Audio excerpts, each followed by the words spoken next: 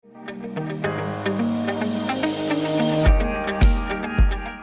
alaikum. Welcome back to our Think 2025 forum, where we bring interesting stakeholders to talk about ideas about the future that will be energy abundant and sustainable for Pakistan. And as part of that, I've got a very interesting guest here today with a very diversified background, Mr. Umar Javed Ghani. Umar has had experience in banking with some of the largest investment banks in the West, but more recently with impact investment and impact finance.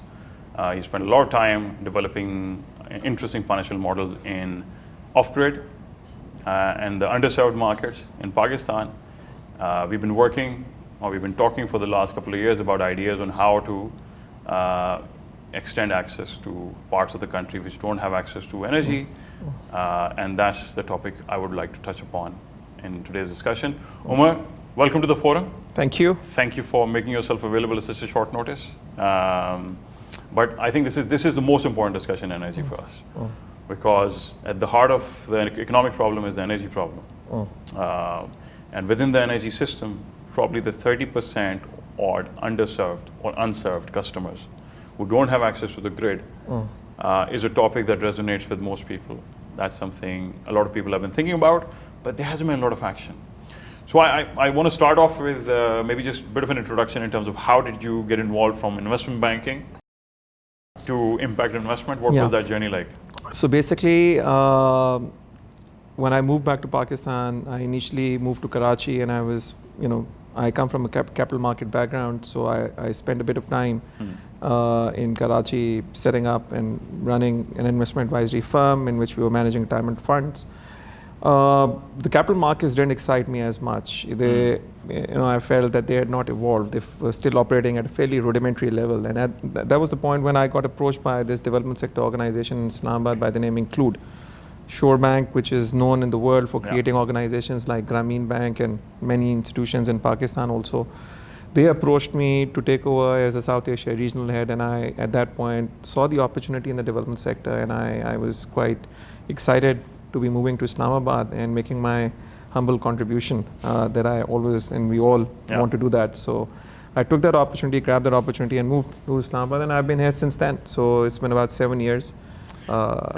So fantastic. I think it's not much of a transition in the sense that development is to Pakistan what investment banking is to Wall Street. That's correct. That's correct. So I think you're in the right sector, in the right country, where there's a lot of need for doing that. But I would like to now, go straight into the core issue which we are here to discuss, which is energy access for everyone as part of the SDG 7. So what are the fundamental challenges you see there? I mean, why is that Bangladesh, which started like in 1971, has got a better access for its population at around 80%, compared to Pakistan? Numbers are roughly around 70% access for this country. So why are we lag behind? What are the big bottlenecks? Right, so it's a fairly complex problem from how I see it. I mean, when you look at this underserved market, it's not just the lack of access to energy. It's also the lack of access to finance. It's also the lack of access to markets. It's also the lack of access to capacity. And these combination of different variables are at play. And so if I'm the government and I'm looking at trying to solve their needs and lift this bottom of the pyramid out of poverty, I've got to create a program. I should be thinking about creating a program that's integrated, holistic, and coordinated, in which you do multiple interventions simultaneously. Because if you do one intervention and you leave it to that segment to solve the other problems, they're not going to be able to solve it. Hasn't happened for the last 70 years. Hasn't happened because government and the donors have been taking piecemeal approach. Go fix this little thing, go fix that little thing, but a complete integrated holistic program has been completely lacking. And so that's my view, that and one can create a small pilot and test that pilot and see how that evolves. And there are a few such pilot studies done by different non-profit organizations. PPF did a study in Thar, Just Light is Not Enough, in which they went in with a multitude holistic approach, holistic approach, and the results were phenomenal. So I feel that's really what's missing here. But then, all these POCs happened, proof of concept happened, but then why wasn't it then scaled up? Okay. What's the roadblock? Okay, so the fundamentals of accelerating any markets. So in a market, we've got to first identify if there's, some endowment, some resource that we're trying to harness, some opportunity that we're trying to develop. On the other side, we need to see whether there is demand in the market. So there is demand side and there is supply side. And we've got to be able to somehow find mechanisms to connect the two, right? So these fundamentals need to be addressed. When you look at the energy market, and when you look at the abundance of resources, may it be solar, may it be hydel, may it be waste to energy, may it be, whatever else, wind, there's plenty of resource out there that can be harnessed. And when you look at the demand side, those who need energy, 60% of our population does not even have access to the grid. Yeah. And their annual spend on energy is roughly around $2 billion. And this is a study that we conducted for IFC SMAP, in which we went to district by district, household by household. We created a sample and collected that data. So this is data with World Bank that has been published. Wow. That this community is spending about $2 billion annually in candles and kerosene and dirty fuels. So now the question is, if there is resource and there is demand, then what do we need to create a viable business model to accelerate these markets? We need to find a mechanism through which we can attract capital that not only solves a certain need at a certain point in the life cycle of the enterprise which is operating in the, but across the entire spectrum. You need risk capital in the early stages, you need credit in the later stages. What do we need to do to catalyze this capital that otherwise was not chasing impact or innovation, that is sitting in unproductive assets like real estate or jewelry? How do we take out that money from those unproductive assets and catalyze it for these kinds of activities? Absolutely. Because this is the only way to grow forward. And there are solutions out there. And we did a similar study in which we looked at these innovative ideas for State Bank, and we were funded by the development agency France, AFD. On request of State Bank, EAD had reached out to them and they engaged us to conduct this business plan. So entire structure was developed for State Bank. But because of some roadblock, because of some administrative backlog between Planning Commission, EAD, and State Bank, even though AFD was willing to give 300 million euros at 45 basis points. Wow. Over Euribor, which was basically at almost 0%. So this is something this is over Euribor. Euribor at that point when we did the studies, Euribor plus 45 basis points, they were willing to give a 20-year facility worth 300 million euros to complement the State Bank's local renewable energy financing facility. Problem was State Bank had given this restriction that every sponsor who needs to avail that renewable energy financing facility needs to have 50% of their offshore cost in the foreign currency denominated in place before they can avail that facility. But when you go to a local bank, the foreign currency is usually, barring a few banks who have international presence. So herein lies the challenge. In a country where your sovereign debt attracts like 11% plus, where your T-bills are going at 12.5+%, how do you convince the commercial banks to participate? Because I guess without that local money coming in, it's hard to create a very scalable model, right? So when you talk about the low-income markets, whether it's housing, whether it's energy, the government has to decide, you have to, come up with a subsidy program, because the commercial investor is return seeker. They will try to maximize the returns, and if they see an opportunity in the bottom of the pyramid in the low-income segment, they'll come. But most likely the risks are so high that the risk-return trade-off does not make sense for them. So the government has come up with a subsidy program in the form of the renewable energy financing facility, in which they're capping the end user rate to 6% and giving a subsidy to banks to compensate for the difference between the market rate and the cap rate. The same approach can be taken, and the government has to decide below which point it does not make sense for them to subsidize. But what is the sweet spot that they need to incentivize and subsidize so that you can at least see some economic prosperity. And energy, and out of all the different interventions, when we were looking at developing a development paradigm for Pakistan, we thought energy is the starting point. You don't have to start with education. You don't have to start with housing. You don't have to start with health.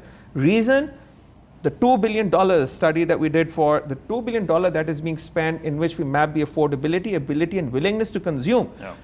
The bottom of the pyramid has the ability to purchase micro units of energy, and if they have that ability, that is a sustainable model that the government can pursue. And if we can use energy to kickstart the wealth generation engine in this community, increase the income level, that same income can then be plowed back to give them education, health, water, sanitation, hygiene, and low-income housing, and whatever else. I think it's a fantastic concept, and I think what you're talking about is replacing some of that $2 billion with clean, affordable and available energy. Here is the economics. So basically, when you look at the economics of the amount of the price that these households are paying per unit of energy they're consuming, it goes over 40, 50 cents right now, I can imagine. and dirty fuel.